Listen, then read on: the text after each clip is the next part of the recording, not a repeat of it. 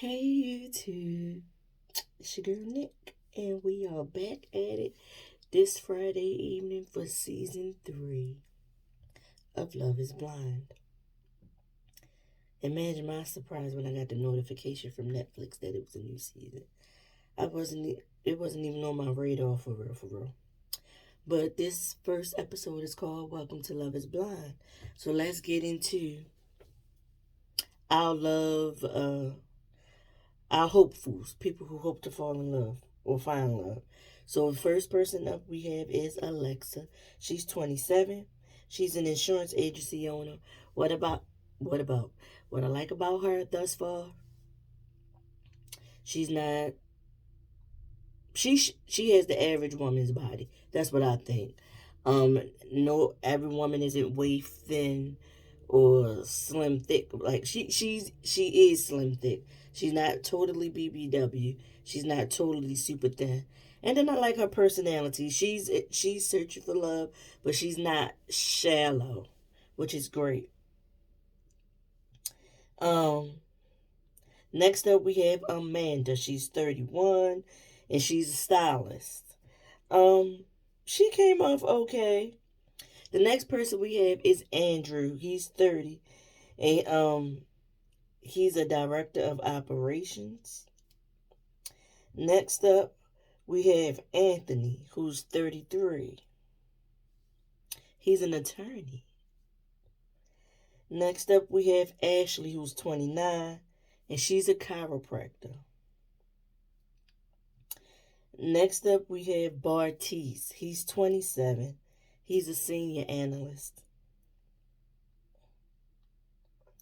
Next up, hold on. Hey guys, we're back. I had to take that phone call. So next up we have a young lady by the name Brandon. She's 35.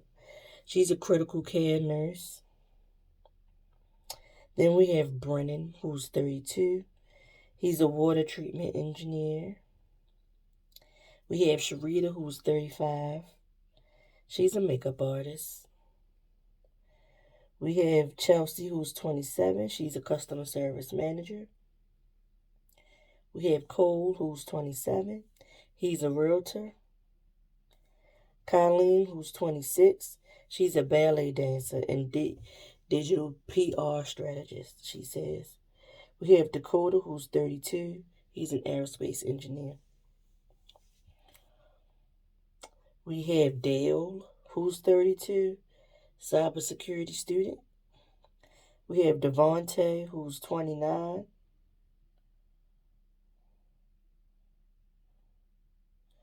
He's a fitness development coach. Somebody tell me what that means.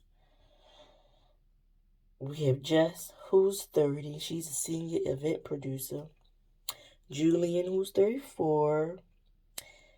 He's a managing director of operations. We have, I'm not sure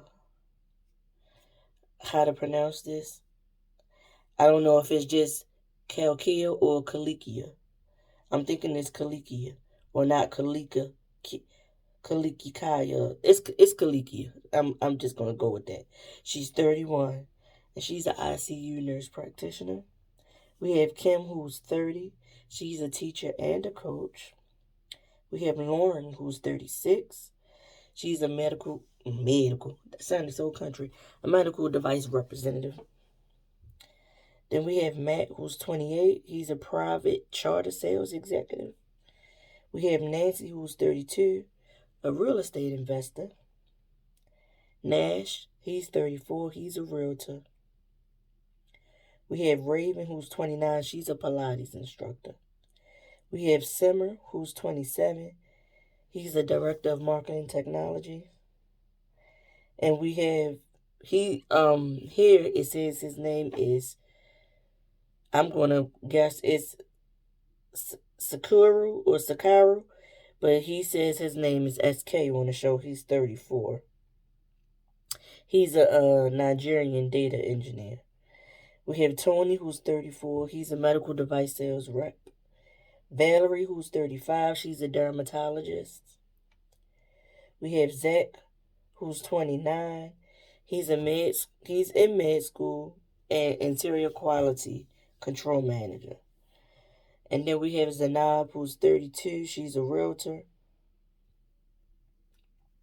So let's get into episode 1. Of course, all the singles are brought together, the men in one area, the women in another. They chit-chat with each other, and then boom, we thrown into the dates. According to one of them, they had 15 dates in one day. They've never had 15 dates in all of their life altogether, but 15 dates in one day was a lot for them. So we kind of like start to see how people's personalities are and stuff like that. So the main thing from this first episode that I get that I really did like, excuse me.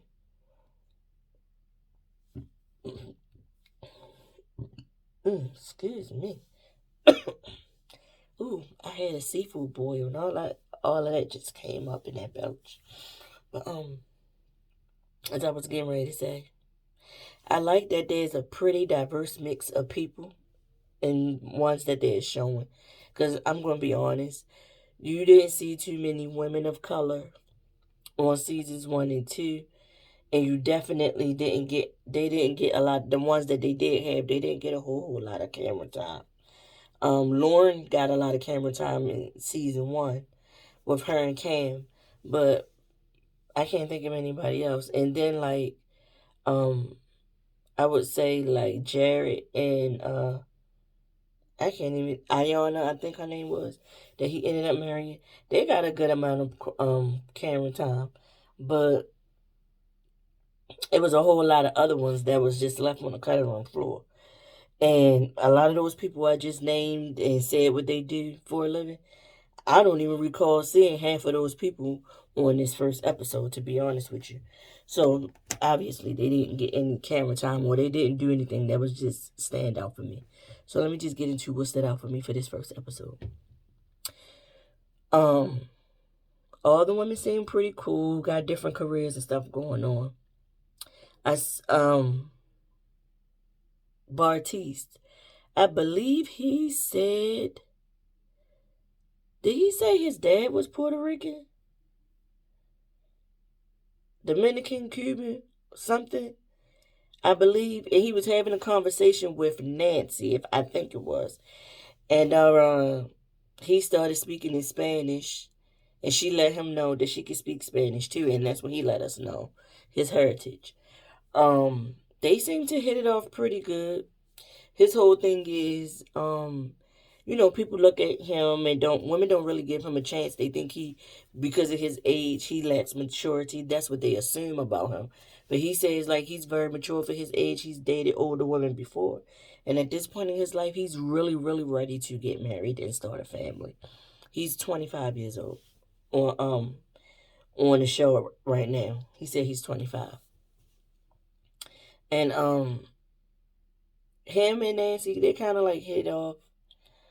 But he also hits it off with the Pilates instructor. I just said her name. Let me see what her name was again. They have some nice conversations. And she clearly, when they go back, when they leave the pods and go back and discuss with the other girls who it is that they feeling, who they like or whatever, Nancy kind of like keep it to herself, kind of, and doesn't really open up about it. And she's over in the corner with some other women. But Raven, her name's Raven. Raven is letting the people that are sitting around her know that, she really likes Bartiste too. Some people that stood out to me, this Cole. Cole meets Colleen, and they have a conversation, and he lets us know that he's super picky and stuff like that. And he likes a woman that's going to make him laugh and stuff like that, which seemed pretty, cool. So, he asked Colleen, how did she spell her name? He was like, you have half my name in your one name or whatever. So she said 2 L's, 2 E's. And she said, how do you spell yours? And he was like, the look on his face said, but I just told you, You have half of my name, so you should know that it's spelled the same as yours, with just less letters, right? But he was just like, Cole. I was like, oh, wow. So then Cole has a date with one of the women who was a nurse. And when he asked her what she do for a living and she said nurse, he was taken aback and he was turned off. He was like, he don't do nurses. I don't know what that is or why that is, but he says he doesn't do nurses. So of course they didn't connect. We see Cole have a conversation. In the midst of the conversations that he's had with Colleen, he finds out that she's a ballerina for a living.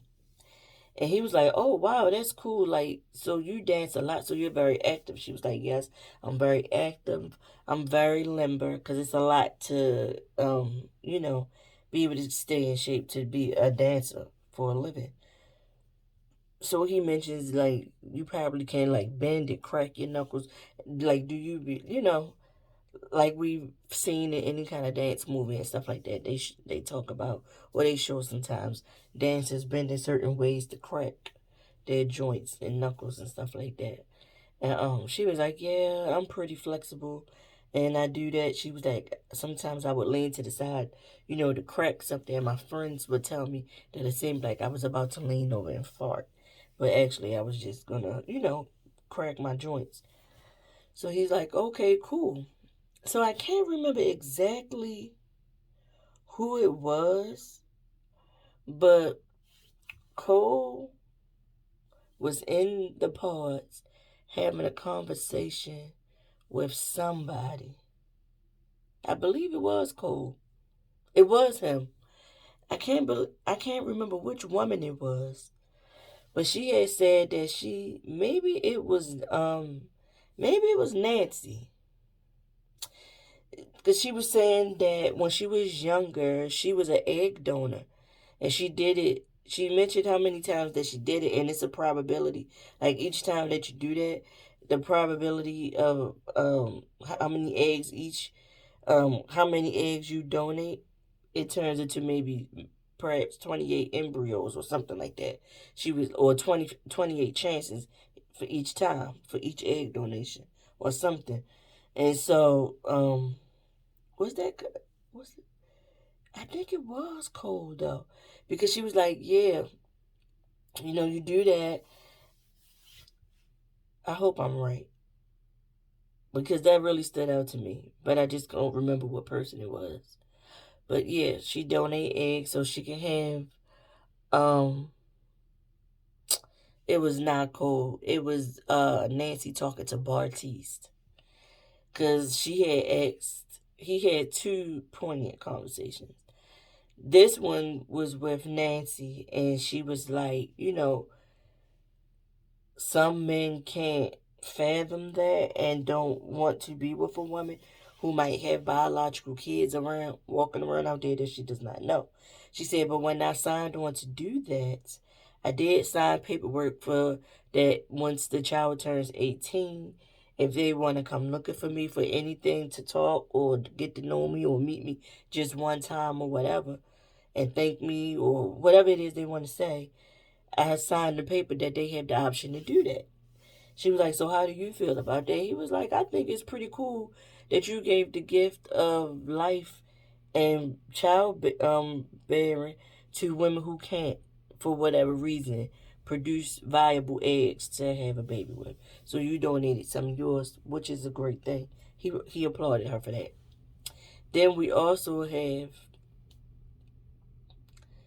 have he had a conversation with Raven. So Raven let him know. She was like, you know what? I just want to be completely honest. I'm a Pilates instructor, but I also I'm in sales and part time, basically. And a lot of people can't deal with what kind of sales I do. And he was just like, well, what is it? Me looking, I said, oh, girl, what you got, a OnlyFans? That's where I went. She was just like, no. She bartends. and that's demanding, and a lot of men can't get with a woman bartender. They feel some kind of insecurity and jealousy and stuff about female bartenders or whatever. So he was like, I mean, that's nothing. Like, I'm cool with that. Like, you do what you gotta do. You living your life and taking care of yourself, you know? So he was pretty much down to earth and cool about both of those situations. When Nancy talked about the kids, him and her talked about, that she donated her eggs. They also talked about how many kids they might want to have eventually if it is them that choose to be together. I can't think of who it was, but Cole had a conversation with somebody. Was it Zanab? Zanab? Was it her? I want to say it was Zanab because they got to talking and they was talking about how important family was to them. And that's when she mentions that she is from the UK. She's from Europe, and she has an older sister. The older sister is like older than her by 8 years. The older sister is still over there, living her life. But pretty much it's just been her and her older sister for a very long time, because she said, her teen years were filled with grief. She was 13. They went skiing. Their dad was on the boat after they were skiing, or on the truck, something. And he started complaining about his back hurting. They took him to the hospital to run some tests, and something happened, and there was nothing they could do. They could not revive her father. He died. She was 13. Then the mom had a bunch of benign tumors in her brain, and they were benign, but the doctors was like, she's not responding to chemo therapy or anything else, and she eventually passed away from complications to that. So it's been pretty much, she spent 10 years grieving her parents and making a life for herself, because when she was on it, she said she was a flight attendant, and that, like, it was cool because he was just quiet. He was like, wow, I'm so sorry. And she was just like, you don't have to apologize. It's just my life. But I'm just being upfront and honest about my life. And to me, he seemed very, very taken aback and, like, emotional about that she doesn't have any parents. Not that he was looking at her different. You know what I mean? It was just more of a empathy, sympathizing with her or whatever. Not empathy, because empathy means you've been through it. I can't say that he's been through it, because he said, I think he might have said his parents are still together or something. I don't know. But yeah. So that happened. So then we see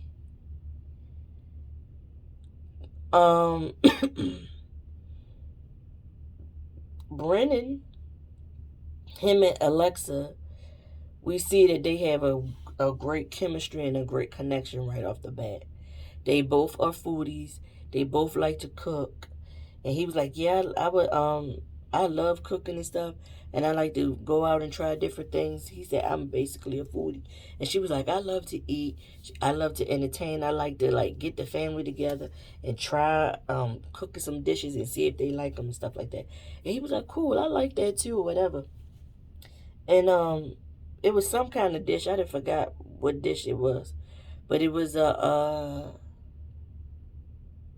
what did she say it was? An Israeli dish. And they was like, they're gonna have a cook-off with one another to see whose is better of this Israeli dish or whatever. So they really had a connection. And we saw Brennan talking to somebody else too, and I can't remember who it was, but I remember, I don't know what conversation this was between him and that person, but they came in all bubbly talking and everything, and he was like, hey, I just want to tell you something. I don't want to put a damper on it, but I want to pursue some. It was Colleen, the dancer. He was like, no, it wasn't. It wasn't her. It was somebody else. He was like, you know what? I'm into somebody else.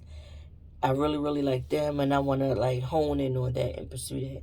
And so whoever the other person was just like, okay. And they left. And then we see him in the pod talking to Alexa. By this time they recognize each other's voices. And he was like, if I asked you to marry me, would you? I love you. And she was like, I love you too. And I'm just sitting here looking and thinking to myself, they don't give us any timeline, so we don't know how many days have passed, how many conversations they've had to the point that they telling each other they love each other. So they both said they love each other and all that kind of stuff. So then we get a conversation between Colleen and Cole. They're talking. And he keeps on talking like, I just can't get you off my mind. Ever since you said you was flexible. And I'm thinking to myself, oh God, he's so freaking shallow. All he worrying about is how flexible the girl is. And how many babies he can put in her. Because she did say that she had wanted to have a lot of kids. And he wanted to have a lot of kids. And they really do seem to be connected. So that's when he asked her, you know what type of marriage would you want? Do you like? Because when I'm with somebody, when I choose to be with them, I want to go deep. I don't want it. You know what I mean? Like, I want to go deep. I want us to really know each other and stuff like that. And she was like, ooh. Well, I'll just be honest. I can't do nothing but be honest. I generally don't like to go deep like that. I'm very guarded. And me listening to her, and that took him. He was just like, what?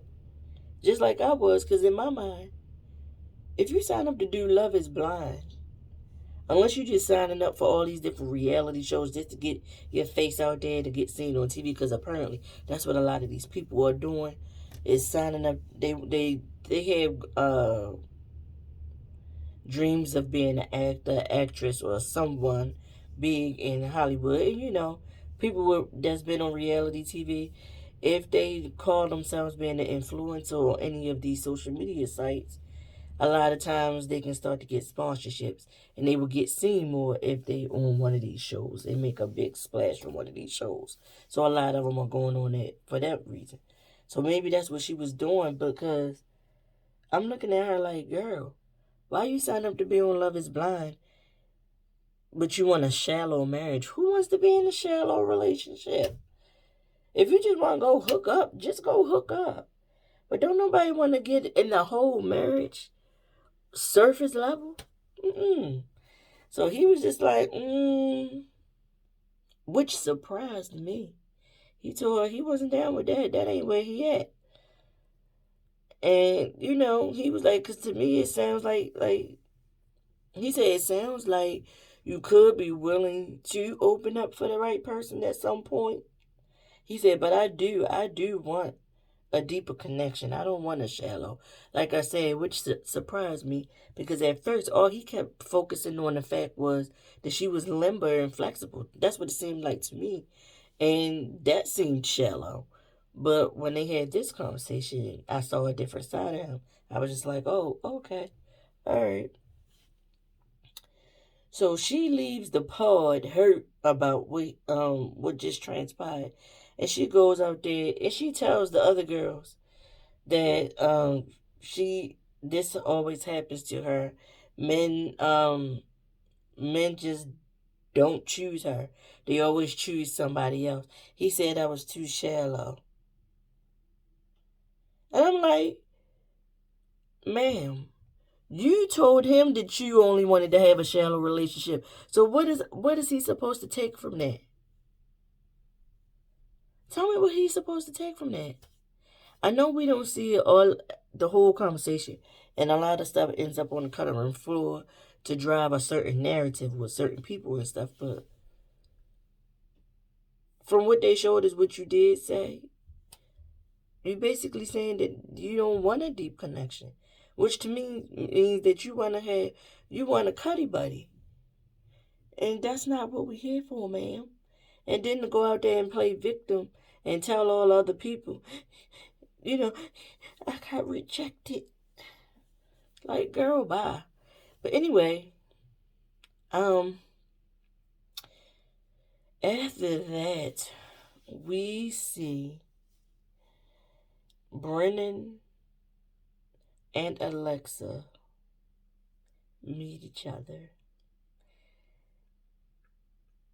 Because he's already asked her to marry him. And she came out of the pod to the other woman, was like, I guess I'm engaged. So, of course, once that happens, you know, they come out, they dress up, and they go meet each other. And, of course, it's the dun, dun, dun, dun, the dramatic build-up of them walking out to the carpet. They're coming out of the pods to meet each other in the middle. And all you hear is the screen goes black, and you just hear, oh, my God. And that's how episode 1 ended. So, that's that on that. Tell me what y'all think of it. What do you think thus far if you watch Love is Blind? Do you think love really is blind? I think it is in some cases, in all cases, no. Do you think this show is successful? Why or why not? I'll see y'all in the next episode. Don't forget to click that like button and subscribe button if you haven't. And I'll see y'all in the next one. Peace.